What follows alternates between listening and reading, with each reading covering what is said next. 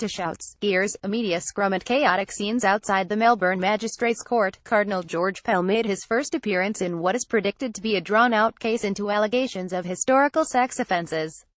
In scenes reminiscent of other high-profile cases such as the trial by media of Lindy Chamberlain, the Cardinal's first stoic, silent fronting to the court, that has either satiated or whetted the public and media's appetite, has also left no one the wiser about what exactly he is charged with. Historical sex offenses and matters that have been under investigation for 2 years are some of the phrases that have been thrown around in explanation, but the fact remains that the details of the allegations have not been made publicly available.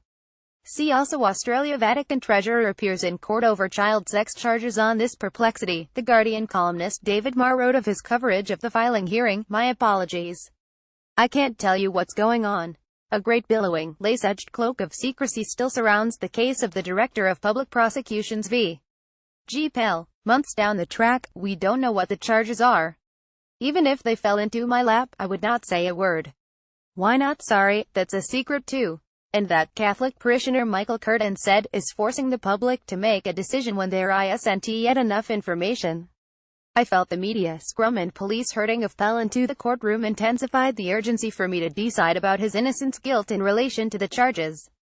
That was painful, because I do not know what the charges are nor anything about the complainants," he said. "It is painful because I am being called by this frenzy to make a decision about what will come nearest to being decided in the court case. For this reason the frenzy was too prematurely experienced by those who do not know the innocence or guilt of Pell."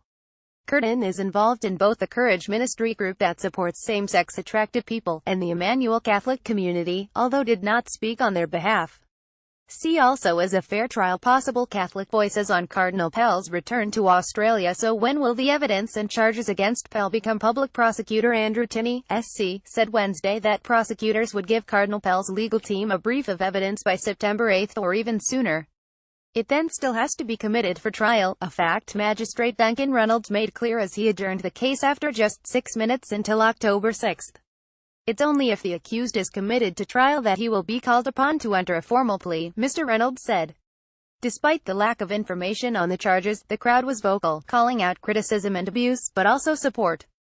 The Sydney Morning Herald reported a woman holding a sign that read, "Thanks for helping our family," and other bystanders calling, "Fair trial for George Pell."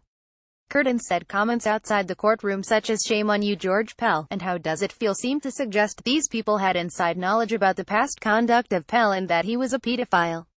A fair trial was a fair comment, for even a fair trial may find him guilty. I think he is prepared for that eventuality. But I suspect he wants to express something in any trial, the proper place for decision. Protesters wear masks and hold placards as they await the arrival.